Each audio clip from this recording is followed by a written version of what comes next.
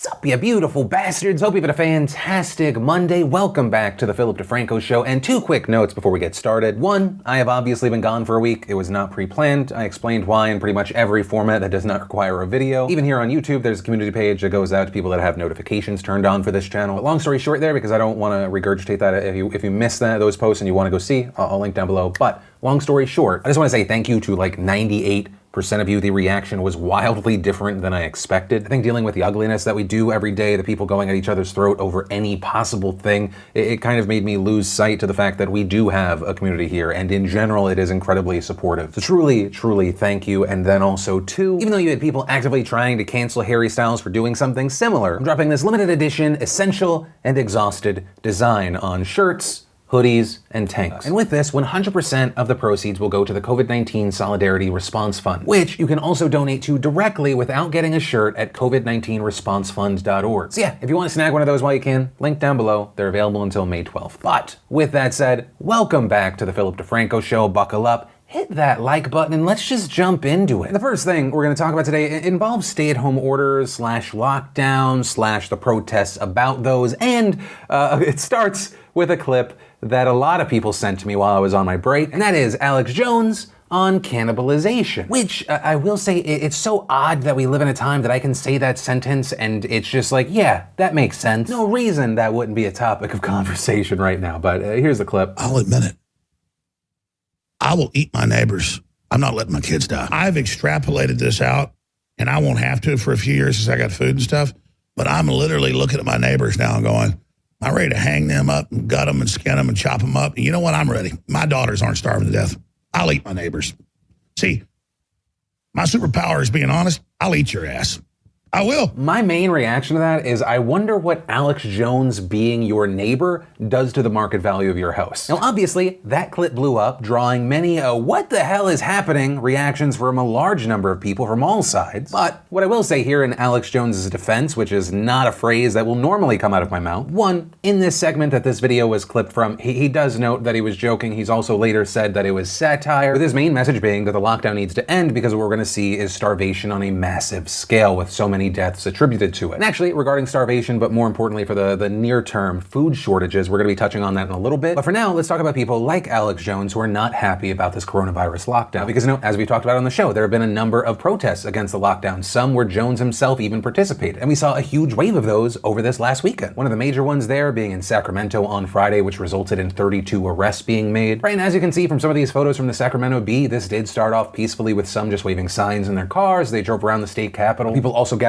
at the Capitol, with reports estimating around 1,000 people showing up there. And video circulated online from that event showing people gathered in incredibly tight packed spaces chanting things like "Whose house? Our house." You also had some carrying American flags or signs with patriotic phrases, others with signs that definitely take more of a violent turn. And then these protests turned into standoffs with the California Highway Patrol. Right, and something of note here, protests at the California State Capitol have been banned as of around 2 weeks ago. So that's why you saw CHP's presence there, CHP ordering protesters to disperse, then beginning to detain those who did not comply. Officers with batons and riot gear ended up having to move crowds away as they resisted. Reports saying some of the demonstrators called the CHP officers traitors. Also, as far as who organized this protest as well as the other protests throughout the state, they appear to be in part led by a movement called Reopen California and on a website called IneedToGoBackToWork.com. They describe themselves as a non-political group of citizens who believe our rights are being violated by the coronavirus shelter-in process. We want to go back to work in order to support our lives and the lives of our families. And also saying they do not believe that the coronavirus has hit the state hard enough to warrant these measures. And regarding California being hit, as of this morning, California had almost 55,000 cases and over 2,200 deaths. Also, I will say this is where we see the most debate. There are people saying, look at the numbers, look how small they are compared to the total population of the state. But then, of course, you have others arguing the only reason it's only 55,000 cases, it's only 2,200 deaths is because of the shelter-in-place order. Or you have people feeling like the effort and the thought that we need to be safe is being penalized because it's actually being effective. But that said, for what it's worth, it also appears that these protesters appear to be in the minority opinion in the state. And I say that because a recent poll of California voters suggests that most voters want officials to take their time about ending restrictions on business and public gatherings, with 70% fearing that stay-at-home orders will end too soon, causing the disease to spread further, and only 30% fearing that the orders will go on too long and hurt the economy. But also, California was just one of the states that saw stay-at-home protests over the past couple of days. Michigan and Illinois also made headlines because of protests happening there, with Michigan in particular making massive headlines because many protesters there were armed, with some of those armed protesters actually making their way into the Capitol building. Right, you may have actually seen some of the viral videos of crowds attempting to get into the House floor. You had one state senator, Dana Pulhenke, tweeting out a photo saying, "Directly above me, men with rifles yelling at us. Some of my colleagues who own bulletproof vests are wearing them. I have never appreciated our sergeants at arms more than today." And as far as what we saw from the federal government regarding this, afterwards you saw President Trump tweeting out, "The governor of Michigan should give a little and put out the fire. These are very good people, but they are angry. They want their lives back again safely. See them, talk to them, make a deal." Now, as far as Governor Gretchen Whitmer's response, she said that the lockdowns need to continue per advice from state health officials. Also, regarding the rallies themselves, she said that there were displays of racism there. There were swastikas and Confederate flags and nooses and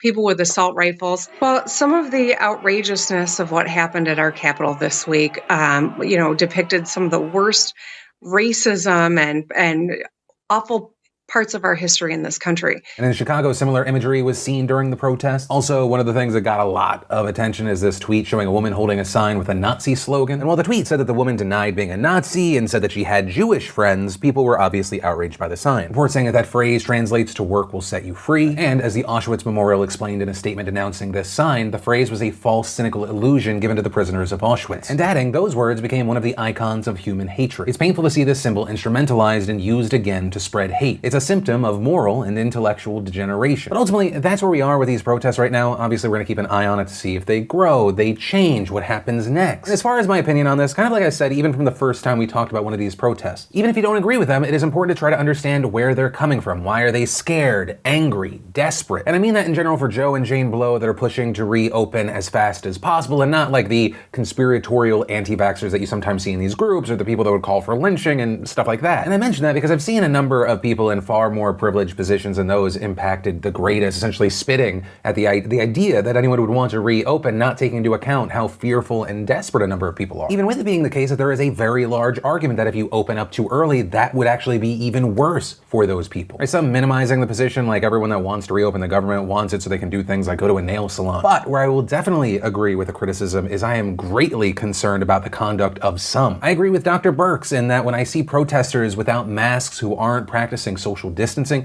that is devastatingly worrisome. Right, and this at a time where we're already seeing Trump now changing his forecast that only 60,000 people would die in the United States, as we have now already surpassed, to now an estimate of 100,000 people. Right, and all while understanding that what we're seeing in these protests are people from a bunch of different places coming together and then going back. So you're talking about a potential super escalation in the spread of COVID-19 if someone there has it. When I see armed men in the Capitol building with some people trying to push through past law enforcement, that's incredibly concerning, especially at a time where you see headlines like Colorado man planning armed protest against state's coronavirus restrictions arrested for pipe bombs, with that man only coming to the attention of law enforcement after using social media to encourage people to bring assault rifles to a planned May 1st rally at the Colorado Capitol building. And it just very much feels like things are escalating and escalating to a potentially very scary space. But of course, with that said, that's a story, some of my thoughts on it, and of course I pass the question off to you. What are your thoughts on this one? But from that, I want to share some stuff I love today, and today in Awesome, brought to you by Manscaped. You know, Manscaped is the only men's brand dedicated to hygiene and grooming below the waist. And I say this with love. If you're using the same trimmer for your face that you're using on,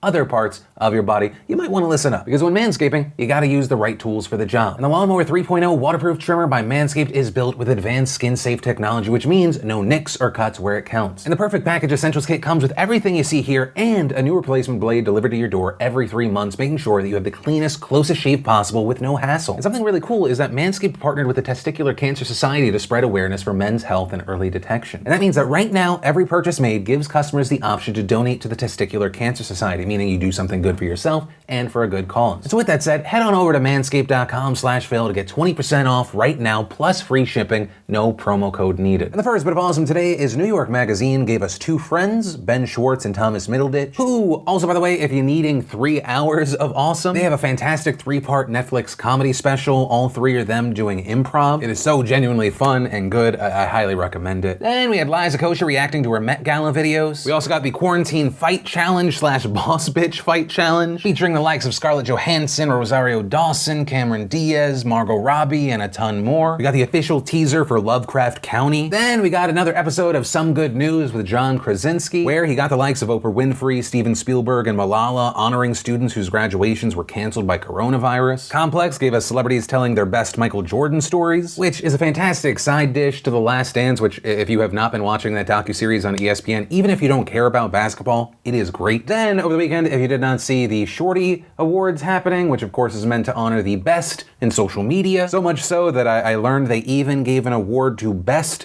Emoji, which this year was the boring emoji, which a face mask emoji just robbed. But among the winners, you had the likes of Best Actor, Rebel Wilson, Best in Comedy, Trevor Noah, Best in Beauty, Nikita Dragon, Best in Music, Twice, which, hey, I say congratulations. When I'm feeling down, I watch some Heart Shaker on YouTube and it usually puts a smile on my face. For YouTube Comedian of the Year, you had Morgan Adams, and YouTuber of the Year, Mr. Beast. If you want to see the full versions of everything I just shared, the secret link of the day, really anything at all, links as always are in the description down below. And then let's talk about some huge updates to the situation around meat packing, processing plants, and food shortages. Right, the coronavirus outbreaks in these facilities are something that we've been following over the last few weeks. But since we last covered it, this situation has escalated and escalated. With in fact last week, the CDC saying that at least 20 meatpacking and food processing workers have died and more than 4,900 have tested positive. Though it is believed that that number is probably a lot lower than the actual amount due to the lack of testing. And that's especially true for the meat industry because many major plants are in rural communities where testing and access to healthcare is extremely limited. Especially because there appears to be a high amount of asymptomatic cases. I mean, just today, we saw reports that more than 370 workers at a plant in Missouri all tested positive for the virus, and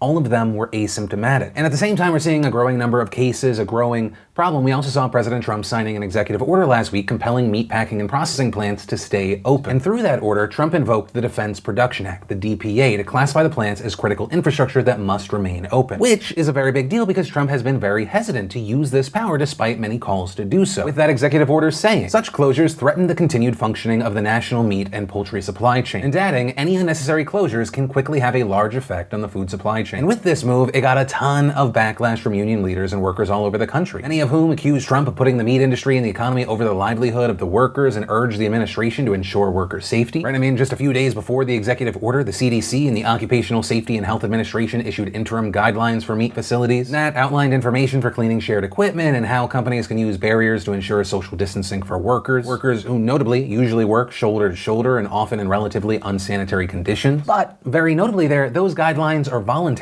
And so even before Trump's order, you had a lot of union leaders worried that meat plants wouldn't actually implement these new guidelines. And at the same time, the executive order also gave the USDA the power to keep a plant open even if a governor or state health agency wanted it closed. With Trump also saying that the order resolved, quote, liability problems for meat companies that stayed opened or reopened. Right? Companies that were already worried that they could face lawsuits from employees who felt forced to work in dangerous conditions or got the coronavirus while on the job. With the president also saying that it was unfair that meat companies could be sued by employees whose lives were at risk. And so as a result, you had a lot of people, and notably unions, saying that the administration needed to clarify and clearly enforce those guidelines. Now, with all that said, a lot of major meat industry leaders said that they were implementing more safety measures to protect workers, things like providing protective equipment, taking workers' temperatures, disinfecting facilities, and more. But it's also unclear how widespread those efforts are or if they're even going to be enough. Now, all that said, while you had those major companies cheering Trump's decision, the move has also not led to widespread reopening of plants. Almost a week after President Trump signed the executive order, barely any of the companies that own plants that were already shut down have said that they are going to reopen. You do have the likes of JBS USA announcing it would partially reopen one of its pork production plants in Minnesota, but reportedly that's only to euthanize the pigs that can't be processed because the plant is closed, which has caused their pig supply to get too large. And in fact, just today, Tyson said that it expects more of its plants to close this year and that it will be producing less meat than normal. And also adding in a statement, we have and expect to continue to face slowdowns and temporary idling of production facilities from team member shortages or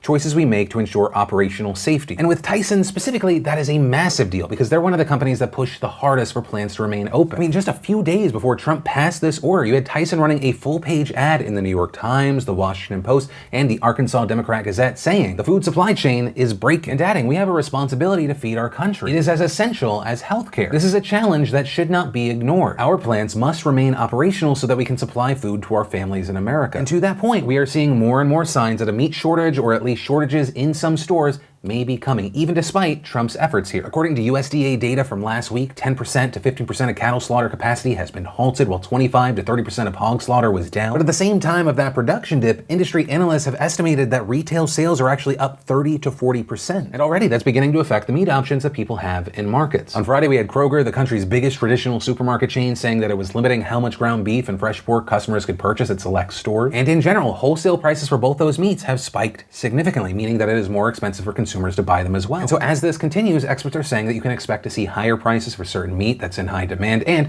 a smaller variety of meat and fewer products overall in stores. But at the same time, you have other stores like Walmart, right? The nation's largest retailer, period, saying that they are not concerned. With the company saying in a statement, as we would normally do during periods of high demand, we are working through our supply chain to continually replenish items as quickly as possible to help us meet the needs of our customers. But here's also another thing that makes this hard. Many experts have also said that even as more plants open up, right, if that happens, it doesn't necessarily guarantee that production will be higher or where it needs to be. As one report explains, while President Trump's executive order is aimed at motivating meat processing plants to stay in operation, whether or not that's actually possible will come down to workers, not management. If workers fall ill or are concerned enough for their own safety that they choose not to return, it won't matter if plants reopen or not. And according to some experts, these shortages could last for a year or more. But ultimately, that's where we are with this right now. Obviously, this is something we have to keep our eyes on. And with this story, while I do have the general question of, what are your thoughts? Have you seen this reflected where you live? For those that are working in these plants, have family or friends there, you live in the town, what are you seeing on the ground? And then, let's talk about this theory that the coronavirus was released from a lab in China, right? Because this last Thursday, we saw the Office of the Director of National Intelligence release a statement saying that it was looking into two possibilities into how this pandemic started. The first possibility being that the outbreak began through contact with infected animals, and the second being the result of an accident at a laboratory in Wuhan. And what we saw is later in that day, you had President Trump giving support to that second theory. Have you seen anything at this point that gives you a high degree of confidence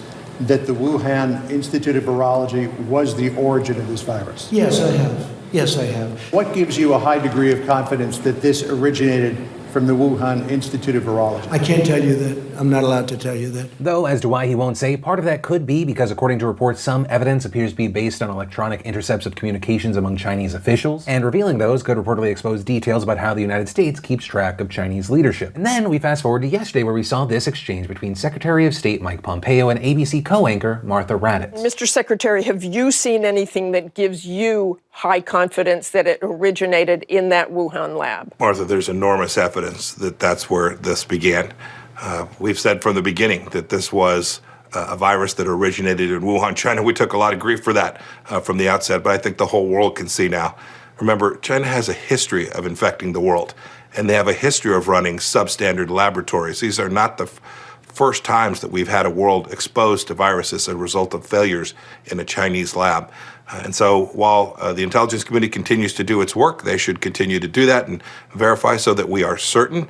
I can tell you that there is a significant amount of evidence that this came from that laboratory in Wuhan. Though, with that, Pompeo did agree with a recent report from the ODNI that it said that it didn't believe the coronavirus was man-made or genetically modified. Also in this interview, you had Raddatz asking Pompeo if he thought China had intentionally released the coronavirus or if it was a lab accident. And there, Pompeo said that he could not answer that question because the Communist Party has refused to cooperate with World Health experts. Though, later last night during a Fox News town hall, we saw Trump seem to indicate that he thought that this virus had broken out from a lab in Wuhan. I think they made a horrible mistake, and they didn't want to admit it. We wanted to go in. They didn't want us there. Even World Health wanted to go in. They were admitted, but much later, not immediately. And my opinion is they made a mistake. They tried to cover it. They tried to put it out. It's like a fire. Right, and if that's true, that would be extremely notable, except many scientists and health experts do not agree with this, with many stating they believe the coronavirus originated from a natural process, or with a lot of them arguing that it's much more likely that the virus made the leap from an animal to a human in a non-lab setting. Just this last Friday, you had WHO Emergency Response Chief Mike Ryan directly pushing back at Trump's claim, saying, "We have listened again and again to numerous scientists who have looked at the sequences and looked at this virus. We are assured that this virus is natural in origin." And adding, what is important is that we establish what that natural host for this virus is, how the animal-human species barrier was breached. In addition to the health experts, we've also seen the likes of politicians like Australian Prime Minister Scott Morrison, and French President Emmanuel Macron speaking on the issues of no evidence seen thus far. And on top of all of that, even here in the United States, according to reports, the CIA has yet to unearth any data beyond circumstantial evidence to bolster the lab theory, according to current and former government officials. And the agency has told policymakers it lacks enough information to either affirm or refute it. And adding, only getting access to the lab itself and the virus samples it contains could provide definitive proof if it exists. And regarding access and transparency, we're dealing with the Chinese government here. And the Chinese government, shocker, has not exactly been transparent, and that notably is part of the reason we're seeing all of these suspicions. For example, Chinese officials have rejected calls for an investigation into the source of the virus. And in fact, back in March, one Chinese official actually pushed a conspiracy theory that the United States spread the virus. And in February, China actually shut down the lab that shared the coronavirus genome. And so because of actions like that, yesterday we also saw Pompeo say, we can confirm that the Chinese Communist Party did all that it could to make sure that the world didn't learn in a timely fashion about what was taking place. There's lots of evidence of that. Some of it you can see in public, right? We've seen announcements. We've seen the fact that they kicked journalists out. We saw the fact that those who were trying to report on this, medical professionals inside of China, were silenced. They shut down reporting. All the kind of things that authoritarian regimes do. It's the way communist parties operate. Still, on the opposite end of this, you had an editorial in the Communist Party-controlled Global Times pushing back against this claim and the lab theory, reading, since Pompeo said his claims are supported by, quote, enormous evidence, then he should present this so-called evidence to the world, and especially to the American public who he continually tries to fool. The truth is that Pompeo does not have any evidence, and during Sunday's interview, he was bluffing. And personally, where I land on this, obviously I'm incredibly distrustful of the Chinese government, but I do agree with that note of, if there is evidence, let's see the evidence. But at the same time, I end up being skeptical because we have a Mike Pompeo publicly saying we have enormous evidence. We have Donald Trump publicly saying we have a high degree of confidence. But that's being said at the same time where US intelligence agencies are saying they have not come to any conclusion. And understand, I share that skepticism while also thinking that it is completely plausible that maybe this virus was being studied and that there was some sort of accidental transmission. But, and maybe this is in part having been a young man in America while the country was essentially fed weapons of mass destruction all those years ago, I'll be personally waiting for there to be direct or public evidence to support these lab theories. And for his part, Trump last night promised a report on this subject, which he said would be conclusive, right? And so with that promised report, does that show the evidence that President Trump said he's not allowed to share? I don't know. But for now, we have to wait and see. And when it comes to this story, what are your thoughts on this? Do you have trust of anybody here? If so, why? Where? How? Yeah, let me know in those comments down below. And that is where I'm going to end today's show. And hey, if you like this video, you like diving into the news with me, hit that like button. If you're new here, definitely hit that subscribe button, ring that bell to turn on notifications, that way you don't miss these daily news shows. Also, if you're looking for more to watch right now, look no further. You can click or tap right here to watch one of these. But with that said, of course, as always, my name's Philip DeFranco. You've just been filled in. I love yo faces, and I'll see you tomorrow. I promise this time. I hope you liked this video. Subscribe if you like it.